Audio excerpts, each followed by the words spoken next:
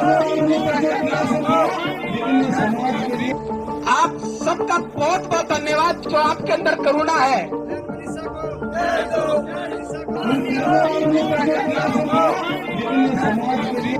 आप सबका बहुत बहुत धन्यवाद जो आपके अंदर करुणा है।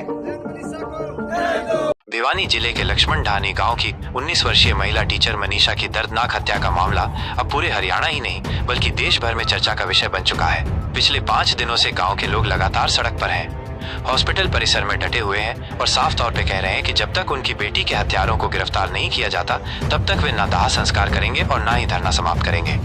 गांव के लोगों का ये साफ कहना है कि अब ये सिर्फ एक परिवार की लड़ाई नहीं है बल्कि पूरे गांव की, पूरे समाज की लड़ाई है। इसी मांग को लेकर ग्रामीणों ने 11 लोगों की एक कमेटी बनाई जो इस पूरे घटनाक्रम की मॉनिटरिंग कर रही है। कल इसी कमेटी के सदस्य आईजी साहब से मिले। आईजी साहब ने उनसे कई पॉजिटिव बातें की और भरोसा दिलाया कि 24 से 48 घंटे के अंदर अंदर सभी दोषियों को गिरफ्तार कर लिया जाएगा, चाहे वो कोई भी हो, चाहे वो किसी कॉलेज का छात्र हो या कोई प्रभावशाली परिवार से ताल्लुक रखता हो। पुलिस की पकड़ से अब कोई नहीं बच पाएगा। आईजी साहब ने ये भी बताया कि इस केस को लेकर 6 अलग अलग टीमें बनाई गई हैं। 2 सीआईए की टीम लगाई गई है, 2 डीएसपी इस केस की जांच कर रहे हैं और रोहतक से 2 स्पेशल टीमें मंगाई गई हैं ताकि तकनीकी जांच और ट्रेनिंग का काम जल्द से जल्द पूरा किया जा सके।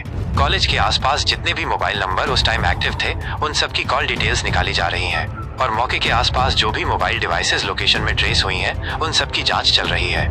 आईजी साहब ने थाना स्टाफ पर भी सीधा शिकंजा कसा है। थाना में तैनात जो एसएओ थे उन्हें तुरंत सस्पेंड कर दिया गया है और अब नया एसएओ थाने की कमान संभालेगा। इसके अलावा जो 112 नंबर गाड़ी उस दिन उस इलाके में पेट्रोलिंग पर थी उस पर ड्यूटी करने वाले सभी कर्मचारियों को भी लाइन हाजिर कर दिया गया है और वहां दूसरे कर्मचारियों की नई ड्यूटी लगाई गई है।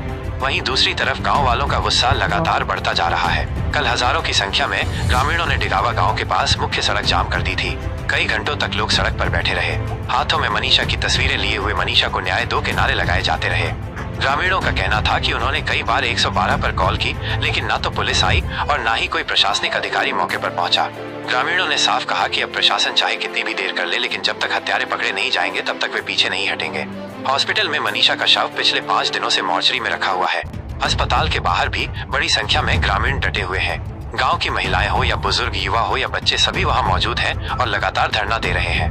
गांव की महिलाएं कह रही हैं कि मनीषा सिर्फ एक परिवार की बेटी नहीं थी, वो पूरे गांव की बेटी थी। उन्होंने कहा कि अगर आज हम चुप रहे तो कल किसी और की बेटी के साथ भी यही घटना हो सकती है और इसलिए ये लड़ाई हम अंत तक लड़ेंगे।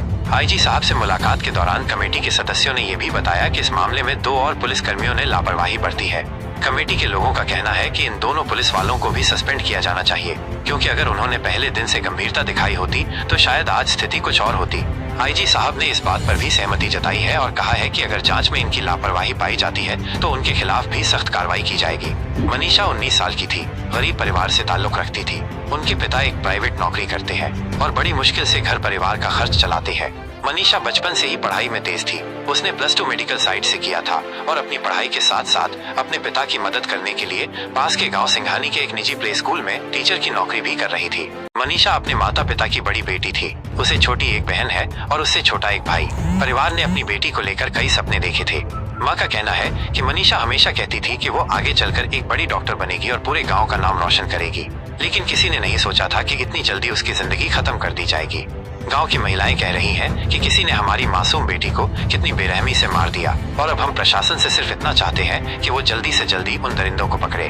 गांव के युवाओं ने बताया कि जिस प्रकार से पुलिस की शुरुआती कार्यवाही रही उससे लोगों का भरोसा उठा था, लेकिन अब आईजी साहब के बयान के बाद उम्मीद जगी है कि जल्द ही आरोपियों को पकड़ा जाएगा।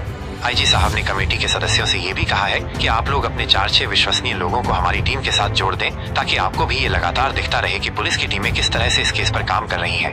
उन्होंने कहा कि हमारा मकसद सिर्फ और सिर्फ यही है कि बेटी को इंसाफ मिले। ग्रामीणों का कहना है कि अगर 24 से 48 घंटे के भीतर प्रशासन ने कार्यवाही नहीं की तो आंदोलन को और तेज किया जाएगा। लोगों ने कहा कि वे तैयार हैं पूरे जिले को जाम करने के लिए। जरूरत पड़ी तो विधानसभा तक जाएंगे और जरूरत पड़ी तो मुख्यमंत्री आवास का घेराव भी करेंगे। गांव के बुजुर्गों का कहना है कि उम्र भले ही ज्यादा है लेकिन अन्याय के खिलाफ लड़ाई में हम पीछे नहीं हटेंगे। मनीषा के चाचा ने बताया कि हमने अपनी बेटी की लाश 5 दिन से उठाई ही नहीं। हम रोज मॉर्चरी के बाहर बैठते हैं, रोते हैं।